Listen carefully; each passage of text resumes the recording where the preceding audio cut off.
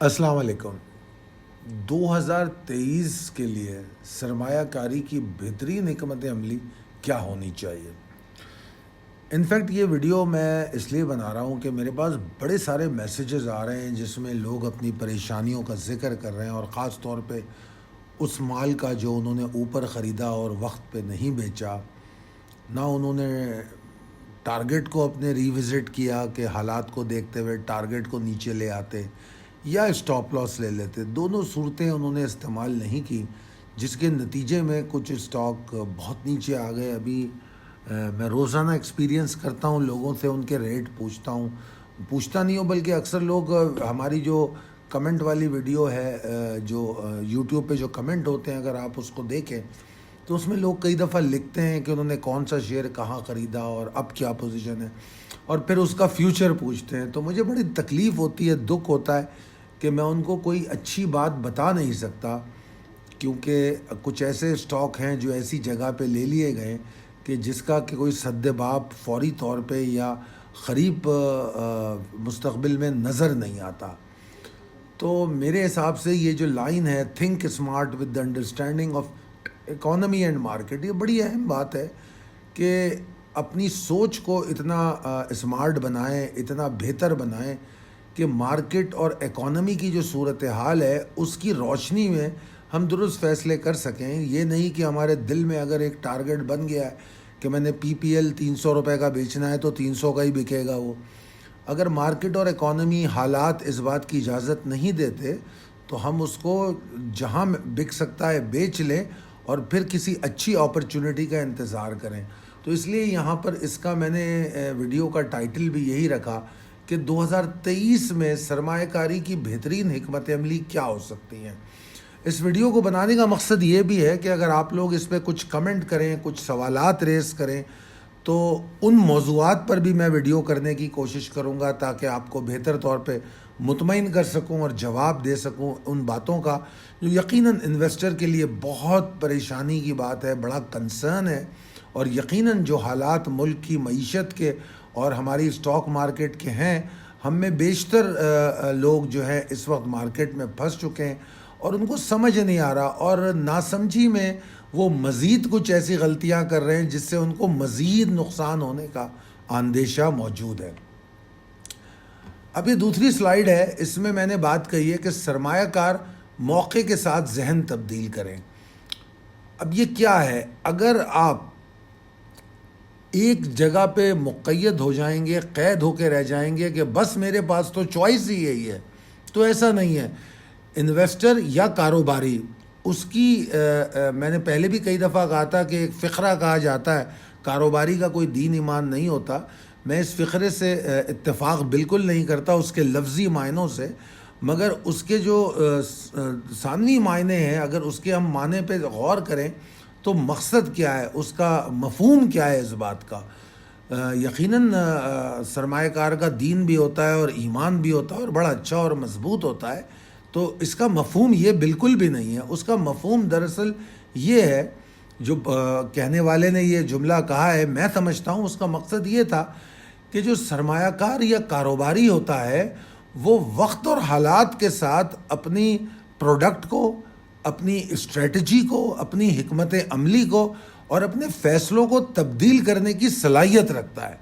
وہ بندھا نہیں رہتا ایک کھونٹے سے، کسی جانور کی طرح، جیسے کسی بھینس کو یا گائے کو ہم کسی کھونٹے سے باندھ دیتے ہیں تو اس کی اپروچ اس کھونٹے تک ہوتی ہے۔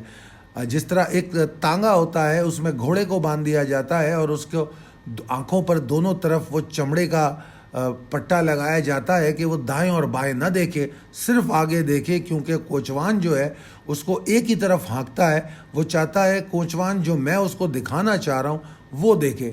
کاروباری ایسا نہیں ہوتا۔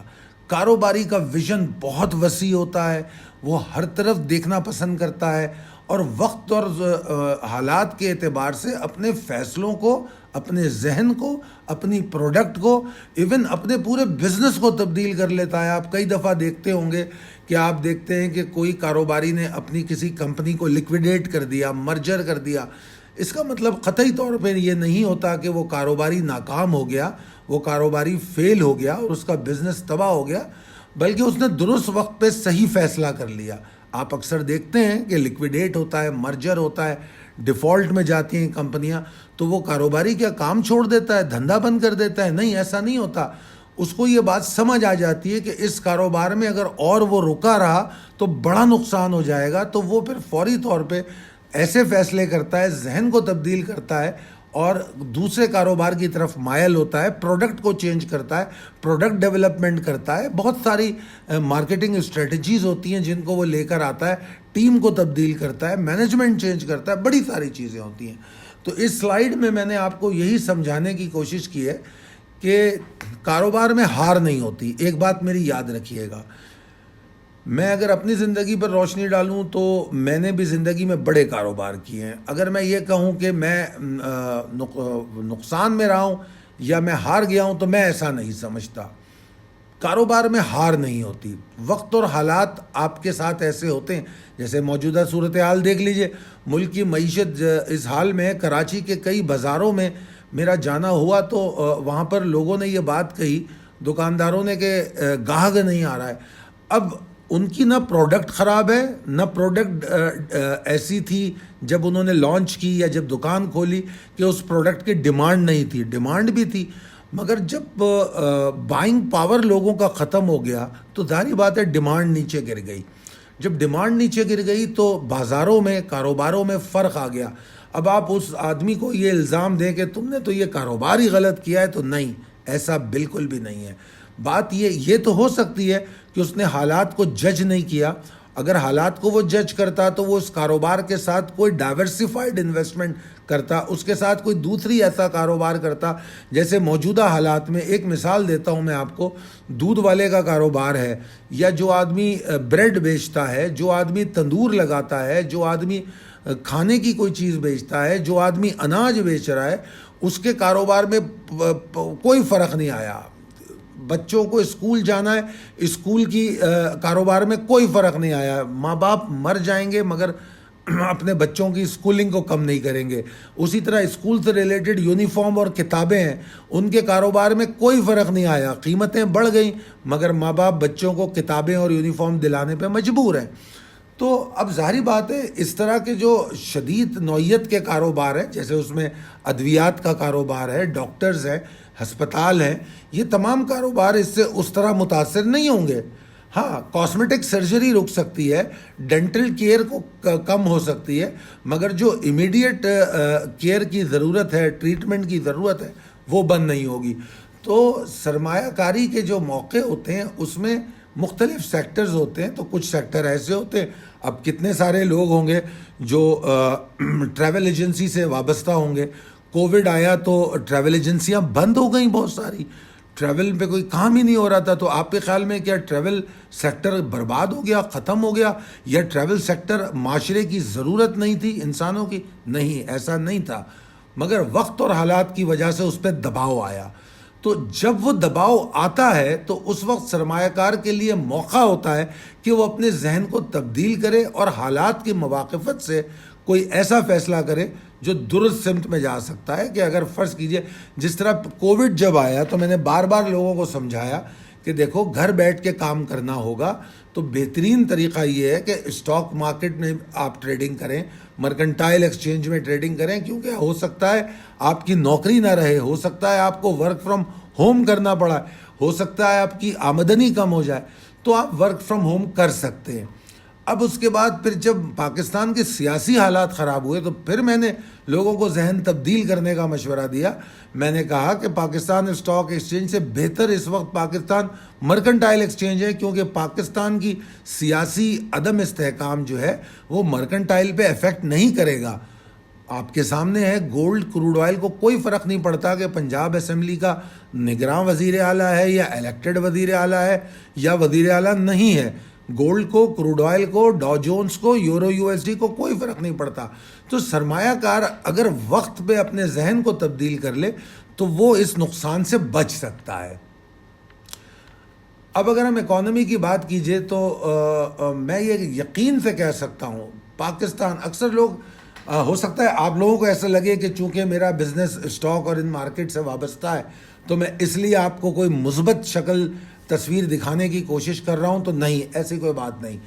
میں اسٹرانگلی بلیو کرتا ہوں کہ پاکستان جغرافیائی اعتبار سے، آبادی کے اعتبار سے ایک زبردست ملک ہے، معدنیات کے اعتبار سے، ٹیلنٹ کے اعتبار سے ایک زبردست ملک ہے، اور ایک بہت صلاحیتوں والا ملک ہے جس میں بڑی کم مدت میں گروتھ کے چانسز موجود ہیں. یہ میں اکیلا نہیں کہتا، اس کو اگر آپ پڑھیں گے تو آپ دیکھیں گے کہ دنیا اس بات کو مانتی ہے. مصیبت یہاں پر یہ ہے کہ 1947 سے آج تک کوئی بھی ایسا حکمران نہیں آیا جس نے پاکستان کے لیے سوچا ہو. ہر ایک نے اپنے ذاتی مفاد کے بارے میں سوچا ہے. اس وجہ سے اس ملک کے حالات اور معیشت تباہ اور برباد ہوتی چلی گئی. مگر باوجود اس کے جو اگر میں اس کی خراب معیشت کو دیکھوں اور اس کی خراب حکمرانی کو دیکھوں تو ان دونوں کو دیکھتے ہوئے میں اس ملک کے پوٹینشیل کو اگنور نہیں کر سکتا. پاکستان میں دنیا کے بہت سارے معدنیات ہیں. پاکستان میں جو صرف پاپولیشن ہے، جو 22 سے 24 کروڑ جو عوام ہے، اس میں ایک بہت زیادہ فیصد طبقہ ہمارا جوان لوگوں پر مشتمل ہے. اور کسی بھی ملک کی ترقی میں یہ اہم ترین بات ہوتی ہے کہ اس کے پاس جوانوں کی تعداد زیادہ ہو. وہ پاکستان میں موجود ہے. پاکستان میں آج عورت جو ہے وہ برابر کی کام کرنے کی کوشش کر رہی ہے. یہ ایک دوسری اہم بات ہے جو پاکستان کی ترقی کے لیے بہت اہم چیز ہے کہ عورت جس طرح لڑکیاں پڑھ رہی ہیں، لڑکیاں کام کر رہی ہیں، وہ بھی پاکستان کے ایک اچھے فیوچر کی طرف پوائنٹ کرتا ہے. تو ان تمام چیزوں کو اگر سوچے، اور میں آپ کی معلومات کے لیے ایک بات بتاؤں کہ دنیا میں پاپولیشن جو ہوتی ہے وہ بھی ایک پازیٹیو انڈیکیٹر ہوتا ہے اکانومی کے لیے. ہو سکتا ہے آپ کو میری اس بات پہ شاید یقین نہ آئے، کیونکہ کئی دفعہ آپ یہ سنتے ہیں کہ بڑھتی ہوئی آبادی بہت بڑا مسئلہ ہے. بالکل، بے شک وہ بھی ایک مسئلہ ہے. ہر چیز کا توازن بہت ضروری ہے. مگر آبادی حد سے زیادہ بڑھے گی، اگر آپ کے پاس اس آبادی کو فیڈ کرنے کے پیسے نہیں ہوں گے، اس آبادی کو صحیح ڈائریکشن دینے کے لیے ایبلٹی نہیں ہوگی، تو وہی آبادی آپ کے لیے ایک مشکل بھی پیدا کر سکتی ہے. مگر جو پازیٹیو بات آبادی میں ہوتی ہے وہ کیا ہوتی ہے؟ جب آبادی ہوتی ہے تو اس کی ضروریات ہوتی ہیں. اس کی ضروریات ہوتی ہیں تو اس کے لیے آپ ان چیزوں کی پیداوار کرتے ہیں اور وہ یوز ہوتی ہے، سرکولیشن آف منی بڑھتی ہے. اب اس کی میں آپ کو ایک چھوٹی سی مثال دے دوں. 1990 کی دہائی سے پہلے، اگر آپ بلکہ 90 سے پہلے چلے جائیں، 80s اینڈ 70s میں، تو جو مس ورلڈ اور مس یونیورس ہیں وہ ایشیا کی طرف ان کا آنا کم ہی ہوتا تھا. وہ عام طور پہ نارتھ امریکہ، یورپ اور ساؤتھ امریکہ کی طرف رجحان ہوتا تھا اور وہیں سے ہوتے تھے، کیونکہ یہ جو مس یونیورس اور مس ورلڈ کے مقابلے ہوتے ہیں، اس کے ساتھ جو کاسمیٹک انڈسٹری ہے وہ سیکٹر بری طرح انوالو ہوتا ہے. مگر اس کے بعد اس سیکٹر نے اس بات کا احساس کیا کہ انڈیا ایک اتنی بڑی آبادی ہے کہ اگر یہاں سے کچھ ہم مس ورلڈ اور مس یونیورس نکال دیں تو پھر ہم یہاں پر اپنا جو کاسمیٹکس ہے وہ بہت اچھا بیچ سکتے ہیں. اور پھر ہم نے 90 کی دہائی میں دیکھا کہ آئے دن وہاں سے مس یونیورس اور مس ورلڈ نظر آنے لگی ہمیں، ایک کے بعد ایک. آپ گنتے چلے جائیں، بالی ووڈ بھرا ہوا ہے مس ورلڈ سے. اور میں چونکہ پاکستان سے باہر رہا تو میں نے وہاں پر انڈینس کو بھی دیکھا اور ان کی ضروریات اور ان کی ترجیحات کو دیکھا. تو دیر آئی ریئلائز کہ how fashion industry and cosmetic industry کا گروتھ انڈیا میں کب، کیسے اور کس دور میں ہوا. آپ اگر تھوڑا سا اس کو اسٹڈی کریں گے تب آپ کو اندازہ ہوگا. And that is only because of the population. They focused کہ یار یہ پاپولیشن بڑھی اور وہ وہاں گئے، انہوں نے اپنا مال بیچا اور بہت پیسہ کمایا. تو یہ اس طرح کی، یہ تو ایک مثال دی ہے میں نے. اسی طرح جو پاپولیشن ہوتی ہے اس کو مثبت انداز میں بھی لیا جا سکتا ہے. جس طرح میں نے بتایا کہ جوان لوگ بہت زیادہ ہے، افرادی قوت بڑھتی ہے. ہم پاکستان سے باہر اپنی افرادی قوت کو بھیجتے ہیں جس سے ہمیں ڈالر ملتا ہے. اگر پاکستان کے اندر اچھے اسکل انہینسمنٹ کے ادارے کھلیں جہاں پر پولی ٹیکنیکس یا اس طرح کے ادارے کھلے، ضروری نہیں ہے ہر کوئی ڈگری کرے اور ہر کوئی ماسٹرز کرے، پی ایچ ڈی کرے، اگر اس سطح پہ ادارے کھلیں تو یہی پاپولیشن جو ایسے کام، جو ٹیکنیکل کام نہیں کر پا رہی ہے، ہم وہ کر سکتے ہیں۔ اگر آپ چھوٹی سی چیز بیٹھ کے سوچیں کہ اگر میرے ٹیبل کے اراؤنڈ، اس وقت جہاں میں بیٹھا ہوں اس کے اراؤنڈ اتنی ساری چھوٹی بڑی چیزیں رکھی ہوئی ہیں ٹیبل پہ، اور اگر میں گننا شروع کروں تو اس میں سے شاید ہی کوئی ایسی چیز ہوگی جو میڈ ان پاکستان ہوگی، کوئی چائنا ہے تو کوئی کہاں ہے، کوئی کہاں ہے۔ اور میں انجینئرنگ بھی کر چکا ہوں، تو اس لیے بحیثیت انجینئر میں جانتا ہوں کہ بہت ساری چیزیں پاکستان میں ایسی ہیں جو پاکستان خود بنا سکتا ہے، مگر ہم نہیں بناتے۔ پھر اس کے بعد اگر ہم بات کریں، جس طرح میں نے پاکستان کی جغرافیائی حدود کی بات کی، تو پاکستان کے خوبصورت ناردرن ایریا، پاکستان ٹورزم سے کیا کما سکتا ہے، آپ اس کا تصور نہیں کر سکتے۔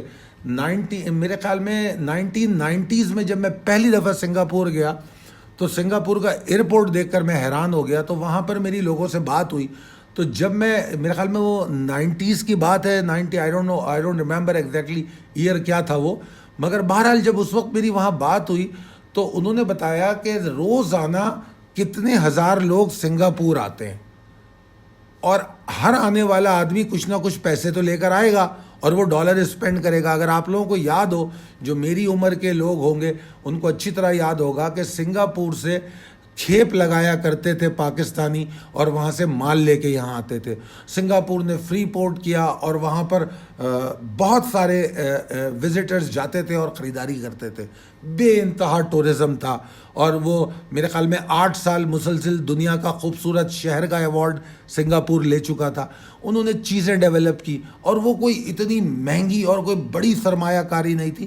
پاکستان میں بھی ایسا ہو سکتا ہے۔ اور لوگ جب بات کرتے ہیں ٹورزم کی تو صرف ناردرن ایریا سمجھتے ہیں کہ وہی ٹورزم کے لیے۔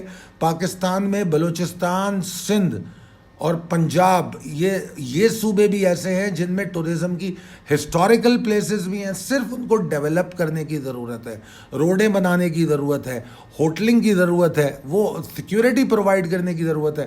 تو جغرافیائی اعتبار سے پاکستان کی یہ افادیت ہے، یہ پازیٹیوٹی ہے۔ پھر ریکوڈک منصوبے کو اٹھا لیں تو معدنیات کے اعتبار سے آپ دیکھ لیں، تھر کول پروجیکٹ کو اٹھا لیں تو آپ معدنیات میں وہ بھی ہمارے لیے کچھ کم نہیں ہے۔ گیس کا ہم نے صحیح استعمال نہیں کیا، پیٹرول بھی پاکستان میں موجود ہے مگر پتہ نہیں وہ کب نکلے گا۔ بہرحال تو یہ میرا کہنے کا مقصد ہے کہ میں چاہے وہ آبادی ہو، جغرافیائی حد ہو، یا افرادی قوت کا پوٹینشیل ہو، ٹیلنٹ ہو، ہر اعتبار سے میں سمجھتا ہوں کہ پاکستان زبردست صلاحیت رکھتا ہے اوپر جانے کی۔ اور اگر میں مارکیٹ کے حوالے سے دیکھوں، خاص طور پر پاکستان اسٹاک ایکسچینج کی، تو اس کے بارے میں میرا مشورہ یہ ہوگا، جو لوگ صبر سے لانگ ٹرم انویسٹمنٹ آج کریں گے، آج سے لے کر میں کہتا ہوں 2023 کے جون تک صرف بائنگ کریں گے، وہ جو گین لیں گے وہ اس کا تصور بھی نہیں کر سکتے۔ یہ بات میری آج نوٹ کر لیں، جنوری 2023 ہے، جنوری سے لے کر جون تک صرف بائنگ کریں گے، وہ بیچنے کے بارے میں نہیں سوچیں گے، صرف خریداری کریں گے۔ یقیناً ہر کوئی یہ نہیں کر سکتا، لوگوں کو اپنے دن رات کی پڑی ہوگی، مگر جو کر سکتے ہیں وہ اس بات کا اندازہ کر سکتے ہیں کہ اس کا کیا نتیجہ نکلے گا۔ الحمدللہ میں بدترین معاشی صورتحال کے باوجود پر امید رہنا پسند کرتا ہوں، اس لیے کہ اللہ تعالیٰ ہمیں اچھی امید رکھنے کو کہتا ہے، وہ ہمیں انشاءاللہ کہنے کو کہتا ہے۔ اچھی امید رکھنے سے پازیٹیوٹی جب ہوتی ہے تو آپ درست فیصلے کر سکتے ہیں، ڈپریشن کا شکار نہیں ہوتے۔ اچھے فیصلے کرنے کے لیے آپٹمزم ہونا بہت ضروری ہے۔ اگر آپ آپٹمسٹک نہیں ہوں گے، میں یہ نہیں کہتا کہ آپ بیٹھ کے اتنی آپٹمزم کر لیں کہ آپ کہیں کہ میں کراچی کو پیرس بنا دوں گا، لاہور کو نیو یارک بنا دوں گا، یہ اس طرح کی بیکار باتوں کی بات نہیں کر رہا میں بات یہ کر رہا ہوں جو ریئلسٹک بھی ہوں اور جو ہم کر سکتے ہوں۔ جیسے کہ میں اور آپ ٹریفک کے قوانین کو فالو کر سکتے ہیں تو ہم کرنا چاہیے ہمیں۔ اس طرح کی پازیٹیوٹی اگر ہر انسان اپنے اندر لے کر آئے گا تو ہم بدترین معاشی صورتحال میں بھی میں سمجھتا ہوں کہ ہم پرفارم کر سکنے کی صلاحیت رکھتے ہیں۔ اور جناب آخر میں یہ بات کہوں گا کہ مشکل وقت قوموں پہ بھی آتے ہیں، انسانوں پہ آتے ہیں، الگ الگ دیکھا جائے تو ہر انسان پہ برا وقت آتا ہے۔ اس برے وقت کو ہم کس طرح استعمال کرتے ہیں یہ ہماری وائز ہونے کی دلیل ہوگی، ہم کتنے سمجھدار ہیں۔ اگر ہم برے وقت میں صرف ڈپریشن کا شکار ہوں تو ہم برے وقت کو مزید برا کریں گے اور اچھا وقت ہم سے اور دور ہو جائے گا۔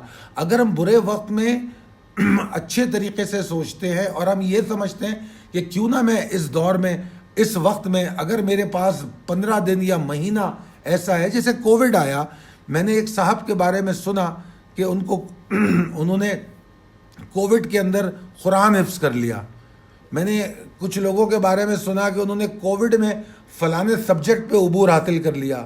یہاں تک کہ میں نے ایک شخص کے بارے میں سنا جو ضعیف تھا، بوڑھا تھا، اور اس کو ایسی بیماری ہو گئی تھی کہ جس سے اس کو ڈاکٹروں نے کہا تھا کہ اتنے عرصے تک آپ جی سکیں گے، اور اس نے کراچی کے اندر حفظ کرنے کی ٹھان لی کہ جب تک میں زندہ ہوں میں حفظ کر لوں گا۔ اس نے قرآن حفظ کر لیا۔ تو یہ وہ عظیم لوگ ہیں جو اپنے اس وقت کا صحیح استعمال کر لیتے ہیں۔ تو کیا ہم نہیں کر سکتے؟ اگر آج مارکیٹ مشکل میں ہے، حالات مشکل میں ہیں، تو کیا ہم اپنی ایبلٹیز کو بہتر نہیں بنا سکتے؟ ہم بالکل بنا سکتے ہیں۔ ہم ٹریڈنگ کو سیکھ لیں، ہم انویسٹمنٹ کے طریقہ کار کو سیکھ لیں، ہم کسی اور کاروبار کے بارے میں جانکاریاں حاصل کریں۔ اگر یہ تمام چیزیں اگر ہم اس طرح سوچیں گے تو انشاءاللہ تعالی نہ صرف یہ کہ ہمارا ملک، ہماری قوم، ہمارا ایک فرد جو ہے وہ پازیٹیوٹی کی طرف جائے گا، اور اللہ نے چاہا، میرا بلیو اس بات پہ یہ ہے، میں نے ہمیشہ آپ لوگوں کو یہ بات کہی ہے کہ میں اس بات پہ بلیو نہیں کرتا کہ پاکستان کو جو ہے ڈیم فنڈ کی ضرورت ہے۔ میں اس بات پہ بلیو کرتا ہوں کہ پاکستان کو ضرورت ہے کہ ہر آدمی اپنے اوپر انویسٹ کرے، اور اپنے اوپر انویسٹ کرنا یہی ہے positive thinking, positive way of thinking. اور اگر آپ کو انویسٹمنٹ آپ اپنے اکاؤنٹ میں اسٹاک مارکیٹ میں کرتے ہو، یا مرکنٹائل ایکسچینج میں کرتے ہو، یا کوئی چھوٹی موٹی گھریلو انڈسٹری لگاتے ہو، تو آپ بیسیکلی میں سمجھتا ہوں ملک پہ انویسٹ کرتے ہو، کیونکہ وہ پیسہ رول اوور کرتا ہے۔ اگر اس کے بجائے آپ پلاٹوں کو لے کے رکھتے ہو تو آپ وہ بیکار قسم کی انویسٹمنٹ کرتے ہو جس سے ملک کا کوئی فائدہ نہیں ہے۔ وہ پیسہ فائل ٹو فائل گھومتا رہے گا، اور ہمارے ملک کو اور ہماری عوام کو اس سے کسی قسم کا کوئی فائدہ نہیں ہوگا۔ تو میرا آپ لوگوں کو مشورہ یہی ہے کہ ایسی جگہ پہ انویسٹ کریں جو پیسہ رول کرے اور ہمارے ملک کے کام آئے، ہماری عوام کے کام آئے اور ہمارے کام آئے۔ بہت شکریہ میری ویڈیو کو سننے کا۔ اگر آپ کو کسی سلسلے میں ہماری کسی مدد کی ضرورت ہے تو 0345619043 پر رابطہ کریں۔ بہت شکریہ، اللہ حافظ۔